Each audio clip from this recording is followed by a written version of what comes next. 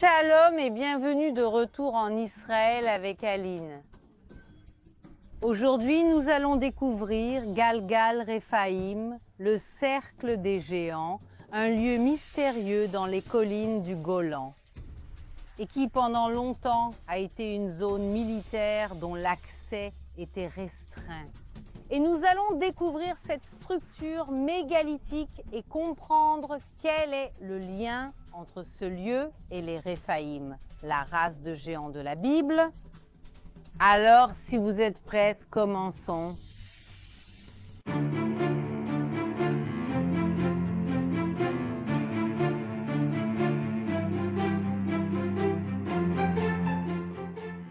Et l'accès à cet endroit est difficile encore aujourd'hui. Et c'est pourquoi nous sommes venus en voiture jusqu'ici, jusqu'à la zone d'Aniam. Et d'ici, on peut continuer à pied, mais il y a encore plusieurs kilomètres. Ou alors, on peut continuer avec une Jeep ou une voiture 4x4. Et donc, pour nous aider aujourd'hui, voici Goïcha Keda. Shalom. Bonjour.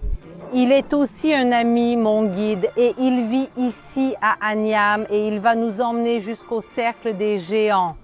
Eh bien, allons-y. Allons-y, allons-y les gars. Merci beaucoup.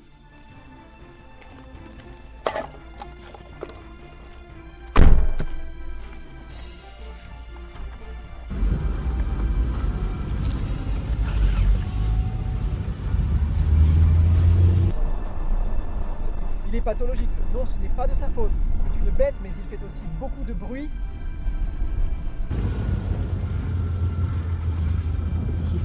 On a fait une petite pause, les amis, et vous allez être choqués quand on arrivera au cercle des géants. Mais même avant d'y arriver, toute cette région a beaucoup de choses différentes. Il y a ici des centaines et des centaines de dolmens qui sont des tombes géantes et ils sont tous autour de nous. Alors, Guy, tu me montres les dolmens. Allons-y. Allons-y. Là-bas.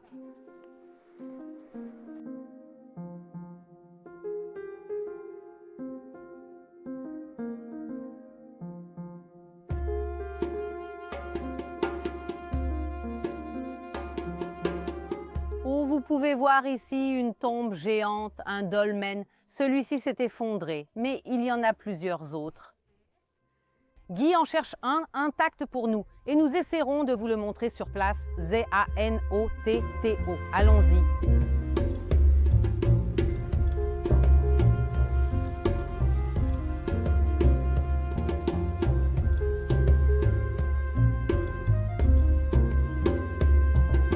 Regardez la taille de cette construction. Celui-ci est la tombe d'une personne.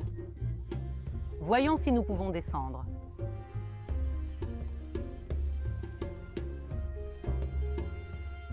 Les amis, j'entre. L'entrée est petite, mais le tombeau est relativement grand. Il est bien plus grand que ma taille. Laissez-moi vous en montrer un petit peu. Je suis venue ici au fond pour vous montrer la taille de cet endroit, qui est vraiment très grand et s'étend encore plus loin. Des pierres se sont effondrées. Je veux dire, l'entrée est petite, mais l'espace en lui-même ici fait bien plus de 2 mètres. Mais sortons et allons au cercle des géants.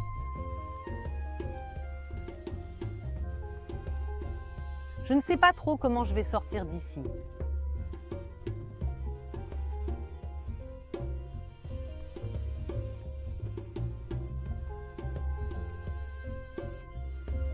J'ai réussi. Mais regardez une chose, les amis. Regardez les pierres. Ce sont des tonnes et des tonnes de pierres ici. Et la question est, comment faisait-il pour déplacer tout ça sans aucune sorte de machine? Le plus impressionnant, c'est maintenant. Allons-y.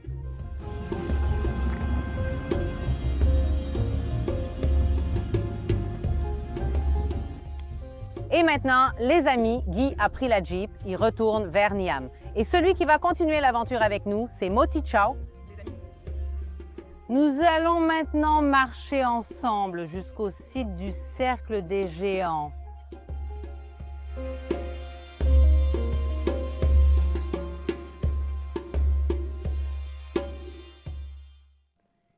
Nous sommes arrivés, les amis. Nous sommes au cercle des géants. Je sais que d'ici, on n'a pas l'impression d'être arrivé dans un lieu spécial.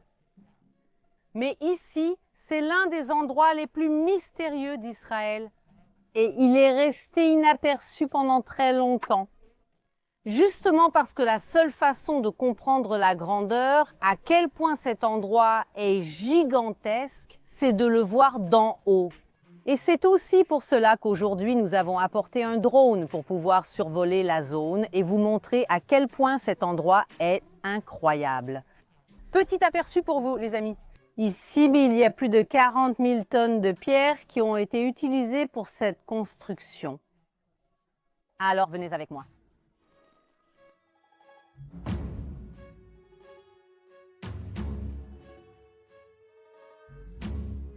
Waouh! Regardez cette structure mégalithique dans laquelle nous entrons. Les archéologues estiment que 42 000 pierres ont été utilisées ici pour la construction. Et l'archéologue Michael Frankman, docteur en archéologie de l'Université hébraïque de Jérusalem, il estime qu'il aurait fallu 25 000 jours de travail de personnes ordinaires pour achever une œuvre de cette taille.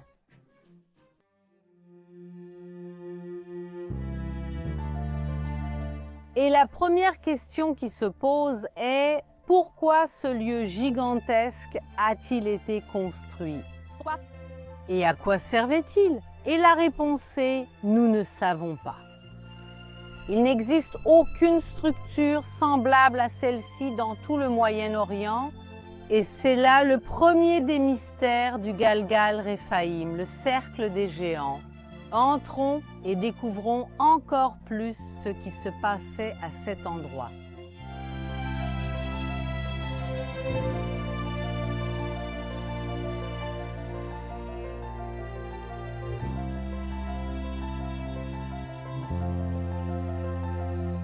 Ici, on peut clairement voir ces cercles gigantesques.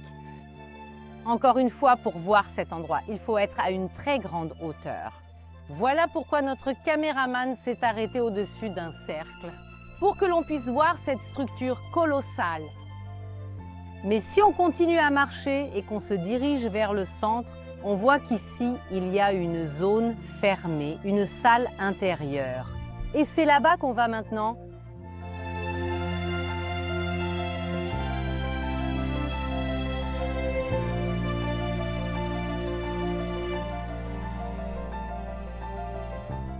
Cette structure mégalithique, elle fait 20 mètres de large, 4 à 6 mètres de haut. Et qu'était-ce que cette zone centrale? C'est une tombe géante. Nous allons maintenant littéralement monter et y entrer, voir qui est enterré à l'intérieur et aussi découvrir quel est le lien avec cet endroit. Le Galgal Rephaïm avec les Rephaïm, la race de géants de la Bible, allons-y.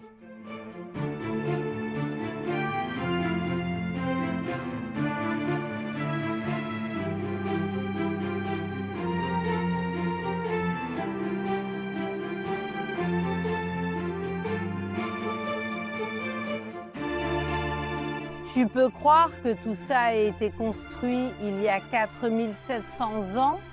Et la perfection de cette construction, après tout ce temps, elle est toujours là, préservée. Et maintenant, on peut voir l'entrée du tombeau et on va descendre ensemble.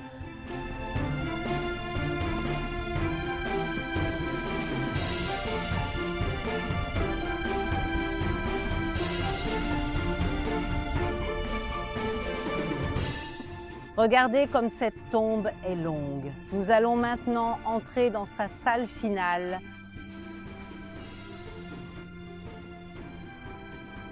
Cet endroit est impressionnant. Regardez la perfection de cette construction, comment les pierres sont assemblées. Tout cela a été fait sans utiliser de ciment, aucun scellant, seulement pierre contre pierre. Et la question est: qu'est-il arrivé à ce qu'il y avait à l'intérieur de ce tombeau?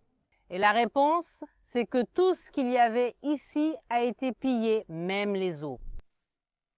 Et c'est pour cela que nous n'avons aucun objet pour être sûr de qui a été enterré ici.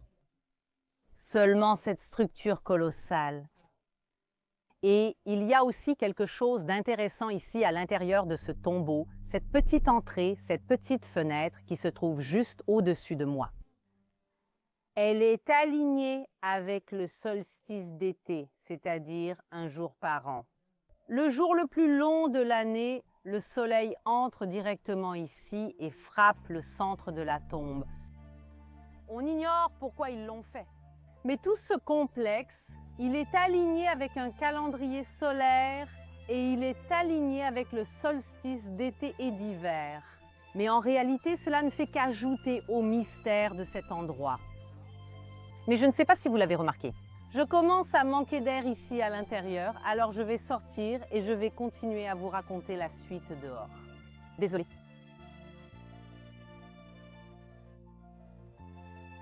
Désolée, je suis contente de sortir de la tombe.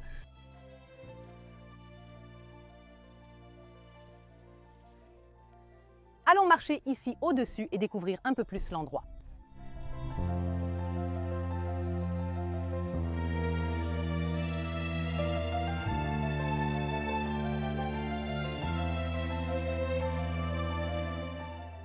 Cet endroit s'appelle Galgal Rephaïm. Galgal vient de cercle.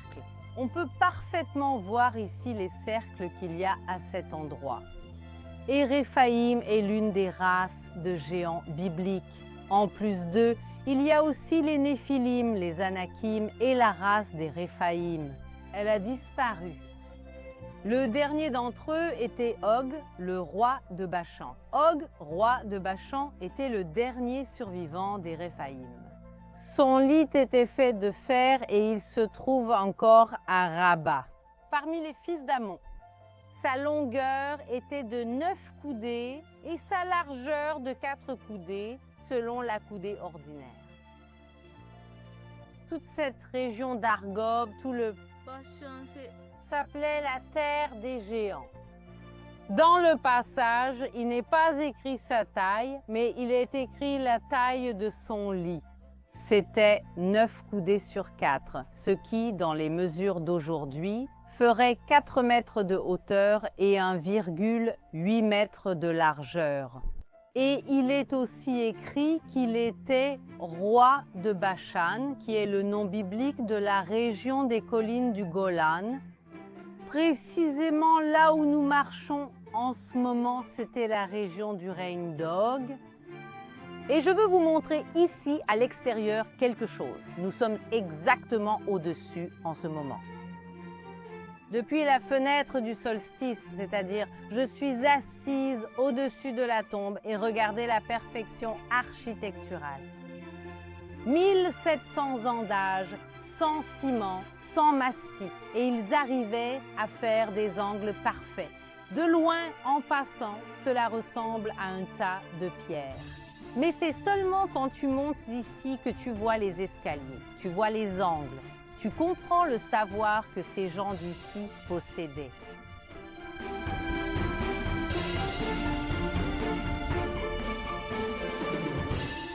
Mais nous ne savons pas si ce sont les refrains qui ont construit cet endroit ou si c'était un autre peuple dans les temps anciens. Et nous ne savons pas non plus comment le lieu a été construit. Parce qu'en fin de compte, aucune personne de taille normale ne peut voir cette formation dans son ensemble. Et les cercles sont parfaits. Il n'y a pas non plus de grandes montagnes ni de belvédères à proximité d'où l'on pourrait voir la formation d'en haut.